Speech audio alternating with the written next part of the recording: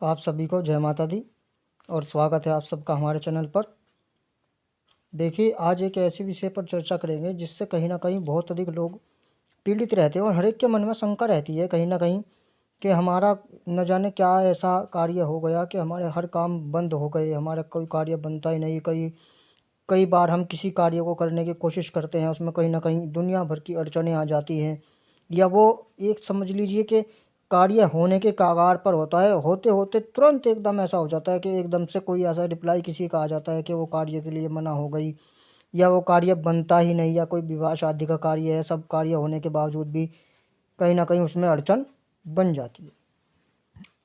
देखिए, इसके पीछे कई कारण हो सकते हैं, जैसे कि कोई या तो कोई नेगेटिव एनर्जी है, या कोई ग्रह दोष है, या फिर कोई किसी प्रकार का देव दोष है, पितृ दोष है, या फिर कि यूँ कह दीजिए कि जैसे हमारे से कोई कभी कोई भूल हो गई, या हमने कोई घर में ऐसी क्रिया करवा ली जिससे, या कोई हमने क्रिया ऐसी स्वयं ही कर ली जिससे हमारे कहीं ना पर कहीं सभी प्रकार से रास्ते बंद हो गए, या कोई देवीय कृपा हम पर नहीं आ रही है, या कोई हमारे पितृ हमारे लिए हमारे कोई कार्य नहीं कर रहे हैं, या कोई हमारे कुल देवी या कुल देवता हमारे लिए कोई कार्य नहीं कर रहा है, या हमारे इष्ट देव इष्ट देवता जिसकी भी हम पूजा पाठ करते हैं वे भी हमारे लिए कोई कार्य नहीं कर रहे हैं। ऐसी शंकाएं भी हमारे मन में कई बार हो जाती है, और कई बार कहीं ये बातें सत्य भी होती है।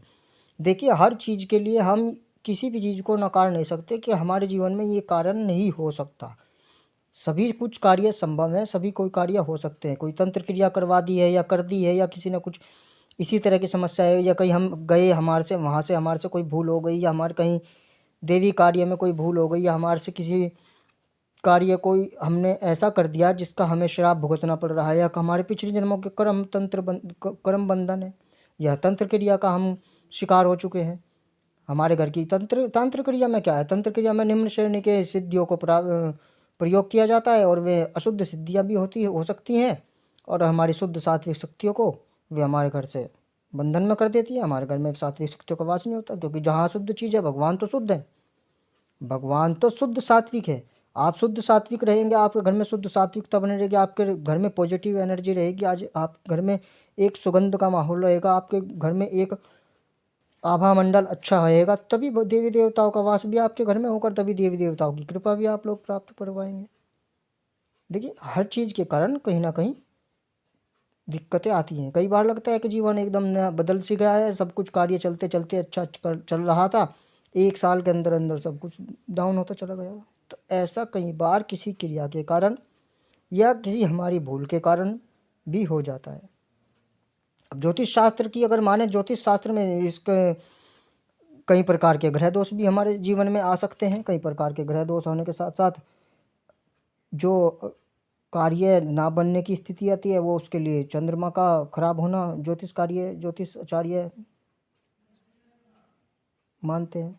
उसका कारण चंद्रमा की स्थिति खराब कहीं ना कहीं है, जिसके कारण हमारे मन में स्थिरता नहीं रहेगी, हमारे क्रोध की अधिकता रहेगी, हमारे घर में धन नहीं रुकेगा, धन कभी ना कभी किसी व्यर्थ के कार्यों में ज़्यादा खर्च होगा। तो इन सभी समस्याओं के समाधान को लिए अब हम तो अनजान, हमें तो पता ही नहीं हमें करना क्या है, ये क्यों हो रहा है, हमें किसी ठोस कारण का तो पता ही नहीं है कि हम ठोस कारण क्या है इस चीज़ के पीछे, किस चीज़ का कारण हो सकता है कि जिससे हमारे घर में ये दिक्कतें बन रही हैं। तो इसके लिए सबसे अच्छे और बढ़िया उपाय के बारे में मैं आपसे बात करूँगा, जो करना तो आपको स्वयं ही है। आप अगर ये चाहते हैं कि कोई हमारे लिए ऐसा जादू टोना तंत्र मंत्र कर दे और हमारा सब कार्य सिद्ध होना शुरू हो जाए, सब कार्य बनना शुरू हो जाए, तो ऐसा तो संभव है ही नहीं। कई बार किसी के घर में नेगेटिव एनर्जी भी होती है, पितृ दोष भी होते हैं, कई बार उनके मित्र परिजन, उनके पितृ जो होते हैं वे प्रेत योनि में चले जाते हैं और वे उनके घर में घूमते रहते हैं, उनके लिए पूजा पाठ कराने की भी आवश्यकता बनती है। ज्योतिष भी सब अपनी जगह सही है, मैं ये किसी को यूँ नहीं कह सकता कि ज्योतिष का सहारा ना ले, ज्योतिष का सहारा भी लिया जा सकता है, पूछना चाहिए भी। और क्योंकि ज्योतिषाचार्य हैं, वे उनमें भी ज्ञान है इस चीज़ का।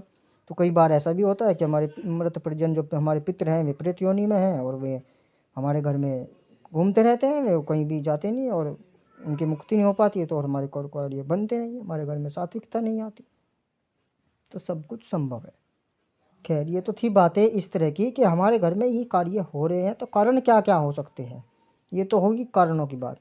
अब अगर हम चंद्रमा की स्थिति को खराब मानते हुए अगर हम इस चीज़ को माने कि चंद्रमा की स्थिति खराब है, और क्योंकि हमारे कार्य नहीं बन रहे हैं, सबसे मेन पॉइंट बात है, हमारे कोई कार्य नहीं बनता है, तो उसके लिए सबसे अच्छा उपाय है शिवलिंग पर दूध का अर्पण करना।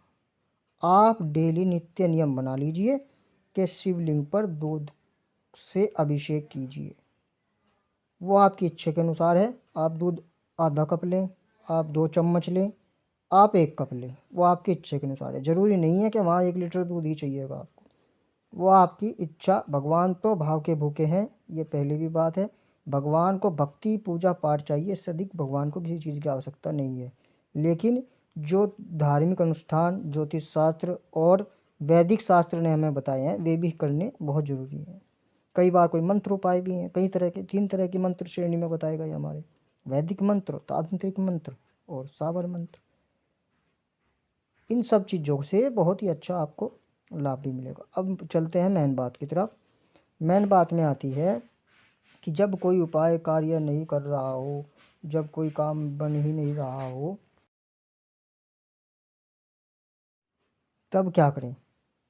देखिए, जब कोई कार्य हमारा बन ही नहीं रहा है, कोई काम बन ही नहीं रहा है, कहीं ना कहीं कुछ ना कुछ कोई भी कारण हो सकता है जो मैंने आपको पिछले अभी तक बताए हैं, तो इनके लिए सबसे अच्छा उपाय है कि आप सबसे पहले तो अपने मन को शांत कर कर अपने आत्मविश्वास को बढ़ाइए और प्रभु के प्रति अपने विश्वास को मजबूत कीजिए।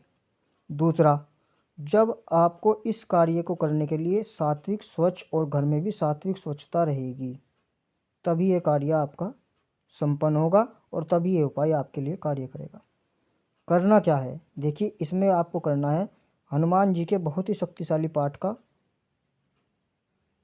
आपको अनुष्ठान करना है 40 दिन का। और 40 दिन का ये अनुष्ठान आपको 40 दिन में ही चमत्कार दिखाएगा, ये 100% सिद्ध है।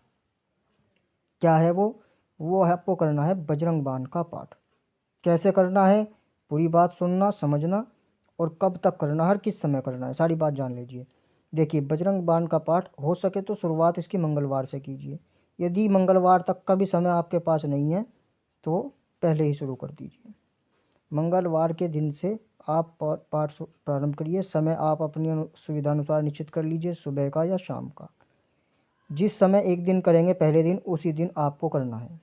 पहले दिन हाथ में जल लेकर थोड़ा संकल्प कीजिए, अपने पिता का नाम बोलिए, अपना नाम बोलिए, अपना स्थान बोलिए जहाँ से आप हैं, और फिर हनुमान जी से अपने मन की कामना रखिए, किस कामना हेतु आप इस पाठ को कर रहे हैं, इस अनुष्ठान को कर रहे हैं, और फिर वो जल जमीन पर या किसी बर्तन में छोड़ दीजिए। उसके बाद आप इसके 7 पाठ आपको नित्य प्रतिदिन करने ही है, नॉन स्टॉप 40 दिन बिना बीच में रुके। और 40 दिन के इस अनुष्ठान से आपको बहुत लाभ मिलेगा। इस अनुष्ठान के बाद हनुमान जी की आरती कीजिए, कपूर जलाकर कीजिए। डेली नित्य प्रतिदिन कपूर जलाकर आपको आरती करनी है। बहुत छोटा टुकड़ा जलाइए कपूर का, बड़ा जलाने की आवश्यकता नहीं है। और हनुमान जी के इस पाठ को आप करिए निरंतर। 40 दिन पूरे होने के बाद हनुमान मंदिर में जाकर दीपक अर्पण कीजिए और प्रसाद अर्पण कीजिए। आपका कार्य निश्चित तौर पर बनेगा। तो ये थी जानकारी। चलते हैं, तब तक के लिए नमस्कार।